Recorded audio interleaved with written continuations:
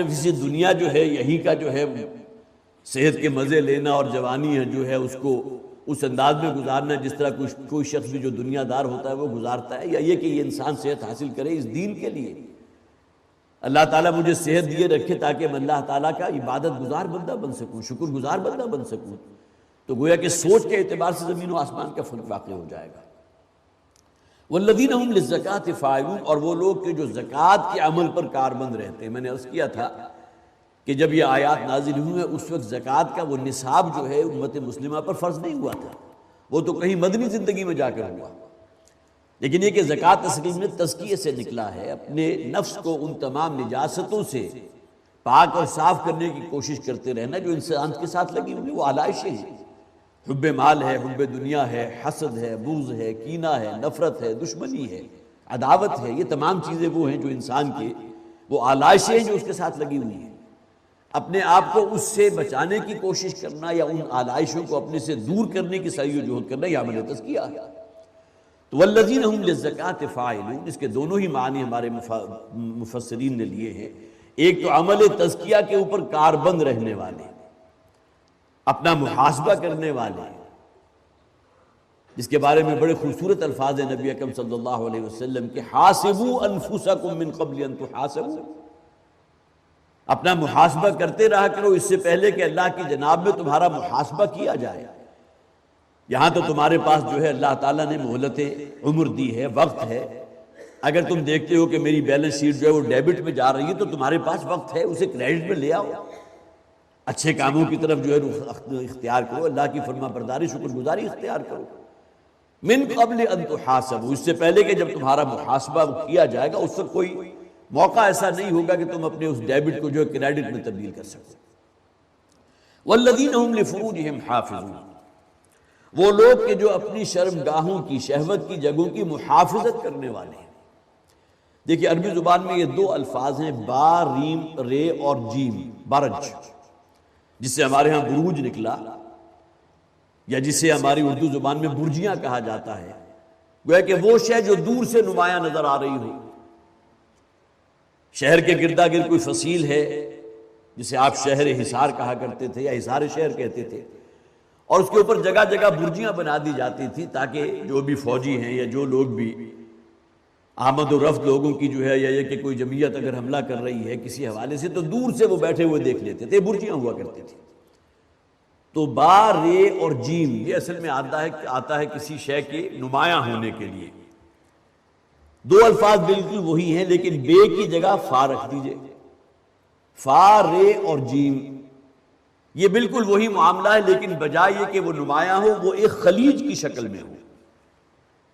گویا کہ انسان کی شخصیت کے اندر جو بڑے بڑے شگاف ہیں، جو رخنے ہیں، جو خلیج ہیں، اگرچہ برجی تو آپ کو دور سے نظر آ جائے گی لیکن یہ وہ چیزیں ہیں جو مخفی ہیں، اور جس میں سب سے بڑا مظہر اس کا کیا ہے؟ انسان کی شہوت، اور اسے تو گویا کہ تاکید کی گئی ہے کہ اس کو چھپانے کی جگہ ہے وہ ستر پوشی۔ ظاہر ہے ہمارے دین میں یہ عصمت ہے، عفت ہے، حیا ہے، شرم ہے۔ انسانوں اور حیوانات کے درمیان اگر ایک آپ حد فاصل اگر ایک قائم کرنا چاہیں تو یہ بھی ہے کہ انسان کے اندر شرم و حیا کا مادہ حیوانوں کے اندر موجود نہیں ہے۔ تو فرج اصل میں اس رخنے کو کہیں گے یا وہ خلیج کو جو انسان کی شخصیت میں دراڑ کا لفظ، خلیج کا لفظ، تو اسی سے لفظ نکلا والذین هم لفروجہم حافظون، وہ جو اپنی شرمگاہوں کی جو چھپانے کی جگہ ہے، جو انسان کی شخصیت کے اندر جو بہت بڑی دراڑ جو پڑ جاتی ہے اگر اس کا غلط استعمال ہو رہا ہو، اس کی محافظت کرنے والے،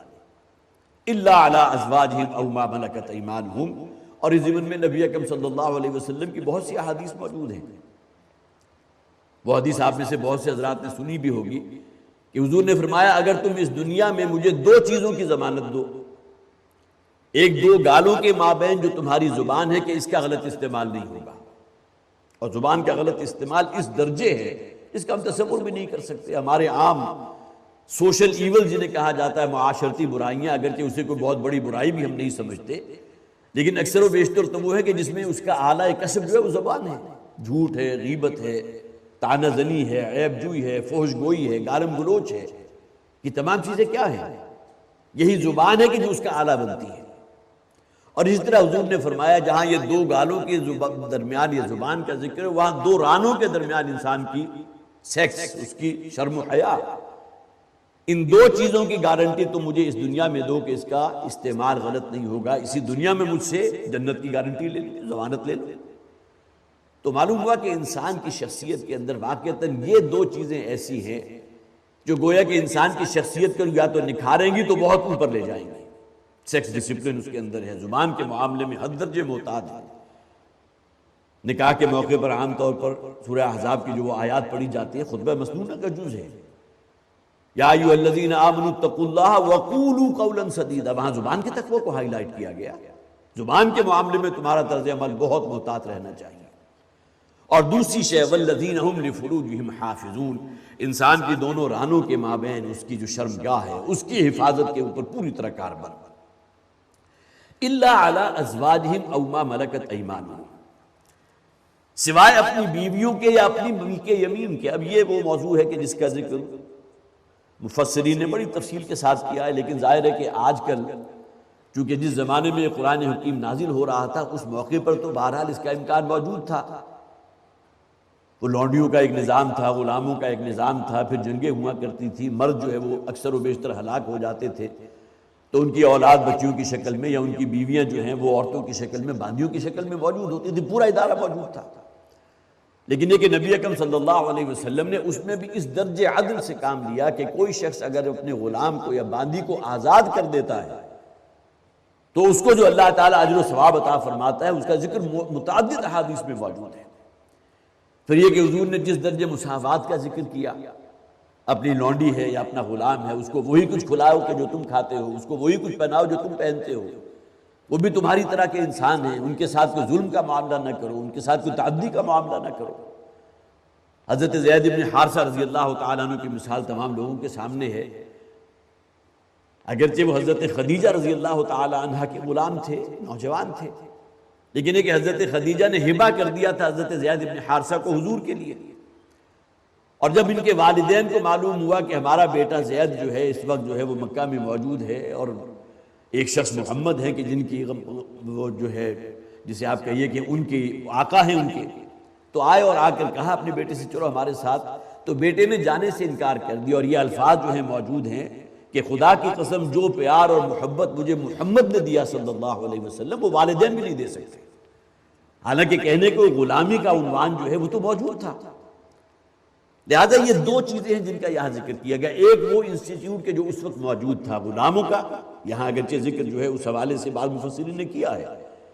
کہ اگر یہاں مردوں کو کہا گیا کہ وہ اپنے لونڈیوں کے ساتھ جو ہے متمتع ہو سکتے ہیں، تو کیا کوئی عورت جو ہے اپنے غلام کے ساتھ بھی متمتع ہو سکتی ہے؟ اس کے ساتھ بھی وہی معاملہ کر سکتی ہے جو شوہر اور بیوی کا ہوتا ہے؟ ظاہر ہے کہ اس کی شریعت میں کہیں اجازت نہیں ہے،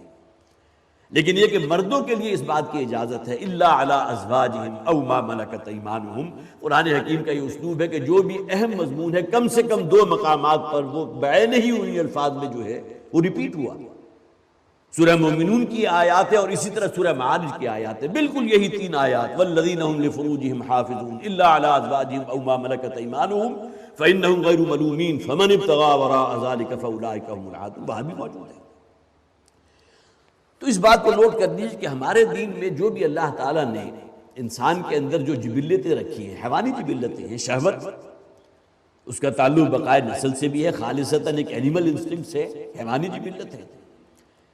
اس میں تین ممکنہ صورتیں ممکن ہیں۔ ایک تو یہ کہ شہوت کے جذبے کو بالکل دبا دیا جائے، ختم کر دیا جائے، کل کر دیا جائے، اسلام اس کی اجازت نہیں دیتا، جسے ہم رہبانیت کہتے ہیں۔ اگرچہ رہبانیت کے آڑ کے اندر جس قسم کی بدترین جنسی کجروی کے مرتکب ہوتے رہے وہ لوگ جنہیں ہم راہب سمجھتے تھے، جنہیں ہم راہبائیں سمجھتے تھے، جو پنڈت کہلاتے تھے، جو سادھو تھے، لیکن یہ کہ بہرحال وہ فطرت کا جذبہ جو اللہ تعالیٰ نے رکھا ہے وہ اپنے لیے کسی نہ کسی نجس رستے کا جو ہے وہ استعمال کر لیتا ہے۔ تو جہاں تک پہلی صورت ہے کہ اس جذبے کو بالکل کل کر دیا جائے، دبا دیا جائے، ختم کر دیا جائے، اس کی قطعاً اجازت نہیں۔ لا رہبانیت فی الاسلام، نبی اکرم صلی اللہ علیہ وسلم کا قول ہے کہ اسلام میں رہبانیت کی قطعاً کوئی گنجائش نہیں ہے۔ دوسری ایکسٹریم پر ہے کہ یہ جذبہ جو ہے مادر اندر آزاد چھوڑ دیا جائے، کوئی فرق باقی نہ رہے انسانوں اور حیوانوں میں۔ اب یہ اس کی ایک عملی تفسیر ہے کہ جو آپ کو آج مغربی اقوام میں نظر آ جائے گی۔ اب تو ہمارے ہاں میڈیا اور خاص طور پر الیکٹرانک میڈیا اور انٹرنیٹ اور اس کے ذریعے کہیں آپ جو ہے ان چیزوں کا تصور کریں تو انسان کے اوپر جو ہے وہ جسے آپ کہیے کہ حیوان شرمانے لگتا ہے کہ انسان جب اس جنسی کجروی میں کس درجے آگے نکل گیا۔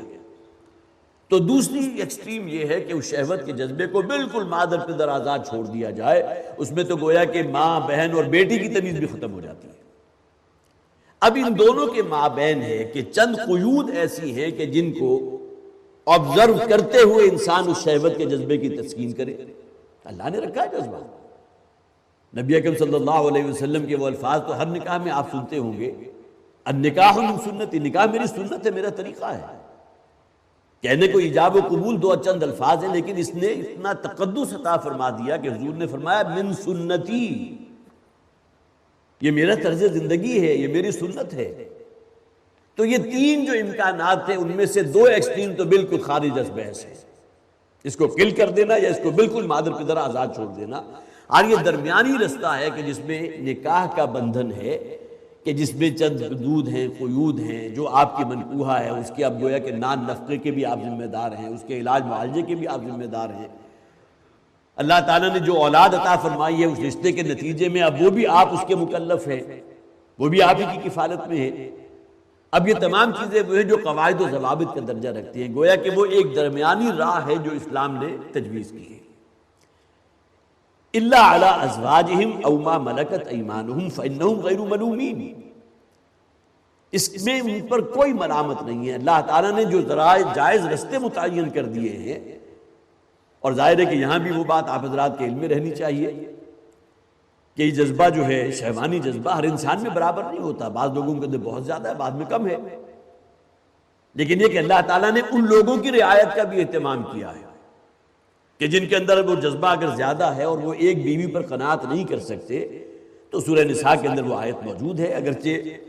ہمارے معاشرے کے اندر جو ظاہر ہے کہ اس کے حوالے سے بہت سی ریزرویشنز ہیں، اس لیے کہ ہمارا مشاہدہ یہ ہے کہ اس کے بعد جو ہے انسان عدل پر قائم نہیں رہ سکتا، ایک طرف بالکل جھک جاتا ہے، اور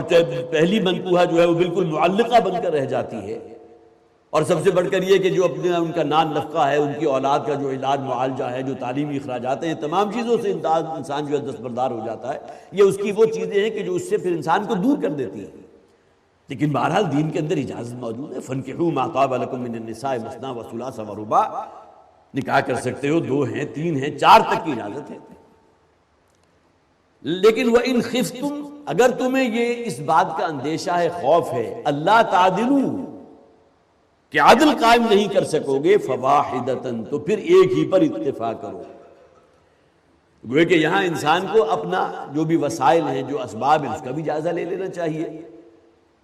اور اس کے اندر عدل و انصاف پر پوری طرح جو ہے وہ کاربند رہنا، یہ اگر انسان کو اللہ تعالیٰ نے ایک وصف دیا تو اس کا بھی جائزہ لے لینا چاہیے۔ فَمَنِ ابْتَغَىٰ وَرَاءَ ذَٰلِكَ فَأُولَٰئِكَ هُمُ الْعَادُونَ، اور جو بھی اس حد سے تجاوز کرنے والے ہیں، یہ حد وہ ہے جو اللہ اور اللہ کے رسول نے قائم فرما دی، اِلَّا عَلَىٰ أَزْوَاجِهِمْ أَوْ مَا مَلَكَتْ أَيْمَانُهُمْ، لیکن جو بھی اس سے تجاوز کرنے والے ہیں، اس حد کو کراس کر جانے والے ہیں، آگے بڑھ جانے والے ہیں، فَأُولَٰئِكَ هُمُ الْعَادُونَ، تو یہی وہ لوگ ہیں کہ جو حد سے بڑھے ہوئے ہیں۔ حد سے بڑھا ہوا کون ہوگا؟ جو اللہ کا باغی ہے، اللہ کا سرکش ہے۔ شیطان بھی تو حد سے تجاوز کر گیا تھا نا، اس نے بھی تو اللہ کی نافرمانی کی تھی۔ تو جو لوگ اکتفا نہیں کرتے، ان احکامات کی پابندی نہیں کرتے جو اللہ اور اللہ کے رسول نے لکھ دیے ہیں، جو شریعت کا حصہ بن گئی، اور اس سے تجاوز کرتے، تو یہی وہ لوگ ہیں جو کہ اللہ کے پھر سرکش بھی ہیں اور باغی بھی ہیں۔ والذین هم لأماناتهم وعہدہم راعون، وہ لوگ کہ جو اپنی امانتوں اور اپنے عہد کی رعایت کرنے والے ہیں۔ راعون کے لفظ کو نوٹ کیجئے، امانتوں کی رعایت کرنا بئی معنی کہ کسی امانت کے اندر جو ہے وہ خیانت کا مرتکب نہ ہونا۔ امانت کا بڑا وسیع تصور ہے۔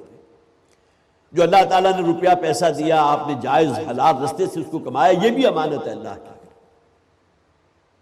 ایک تصور وہ ہے کہ میرا روپیہ ہے، میرا پیسہ ہے، میں نے کمایا، میں جہاں چاہوں خرچ کروں، کعبہ خانہ کھول دوں، کوئی جوا خانہ کھول دوں، کوئی اور اڈا بنا دوں،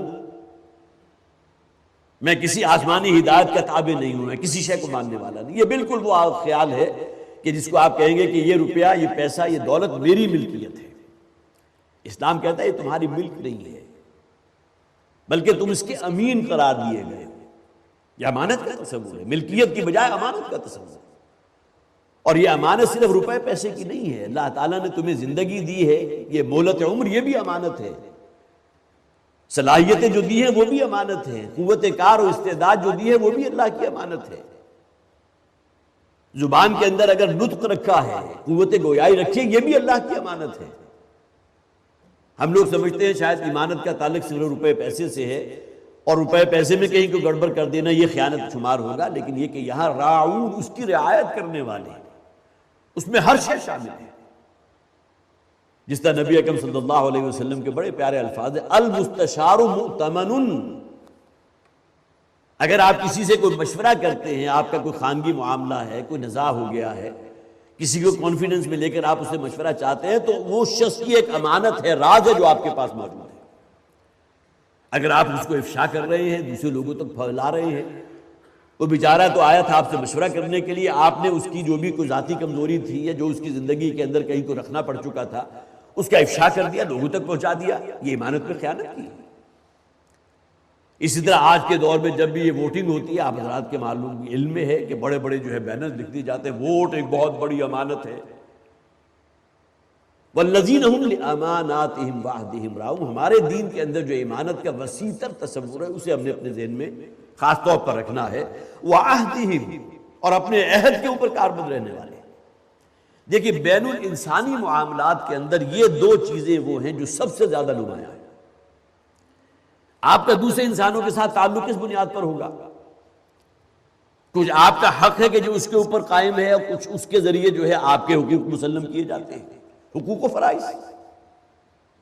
اسی طرح دوسرے یہ کہ آپ نے کسی کے ساتھ کوئی عہد کیا ہے، کوئی معاہدہ کیا ہے، کوئی کمٹمنٹ کی ہے، کوئی قول و قرار کیا ہے۔ بین الانسانی معاملات کے اندر یہ دو نمایاں ترین چیزیں ہیں۔ یہی وجہ نبی اکرم صلی اللہ علیہ وسلم نے جہاں منافق کی نشانیوں کا ذکر کیا، وہاں ان دو چیزوں کو خاص طور پر شامل کیا۔ اذا حدث کذب و اذا وعد اخلف۔ وعدہ کر کے اس کا خلاف کرنے والے، وعدہ خلافی کرنے والے، بے وفائی کرنے والے، عہد کو توڑ دینے والے۔ بنی اسرائیل کے اوپر قرآن نے جو فرد قرارداد جرم عائد کی ہے، اس کے اندر یہ بڑی نمایاں چیز ہے، الذین ینقضون عہد اللہ من بعد میثاقہ، جگہ جگہ آیا ہے۔ اللہ تعالیٰ کے ساتھ جو ان کا عہد ہوا تھا، بندگی کا عہد، اس کو توڑ دینے والے۔ تو آیات المنافق جہاں بھی قرآن جہاں بھی احادیث کے اندر بیان ہوئی ہیں، وہاں ان دو چیزوں کو خاص طور پر حضور نے شامل کیا۔ ایک تو زبان ہے جس کا ذکر پہلے ہو چکا، اور دوسرے یہ ہے کہ قول و قرار، عہد، کوئی بھی معاہدہ ہو جائے اس کو پورا کرنے والے، اور ساتھ کے ساتھ امانت میں جو ہے پورے اترنے والے، امانت کے اندر کسی قسم کی کوئی اس کی حق تلفی نہ کرنے والے۔ والذین هم علی صلواتهم یحافظون، اور وہ لوگ جو اپنی نمازوں کی محافظت کرنے والے ہیں۔ دیکھیں جو دوسری آیت تھی اس میں الذین هم فی صلاتهم خاشعون کا لفظ تھا، اپنی نماز میں خشوع و خضوع اختیار کرنے والے، واحد کا صیغہ ہے۔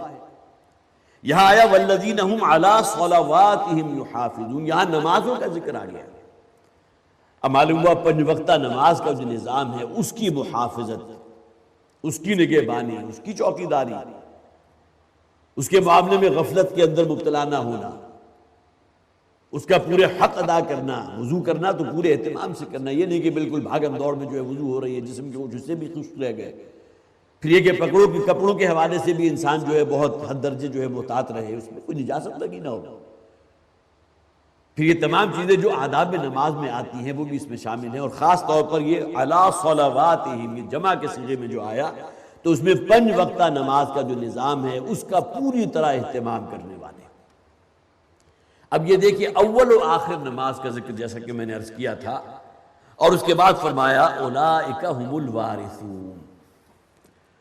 یہ وہ لوگ ہوں گے جو حقیقتاً وارث قرار پائیں گے، جو واقعتاً وارث ہوں گے۔ الذین یرثون الفردوس وهم فیہا خالدون، کہ جن کی وہ وراثت میں دی جائے گی فردوس، الفردوس، جنت الفردوس جسے کہا گیا۔ نبی اکرم صلی اللہ علیہ وسلم کے دعاؤں میں یہ دعا موجود ہے، اللہم انی اسألک جنت الفردوس، اور فردوس اصل میں اس باغ کو کہتے ہیں کہ جو کسی حصار میں ہو، محفوظ۔ پھر فردوس کی جہاں تعریف کی گئی عربی لغت کے اندر،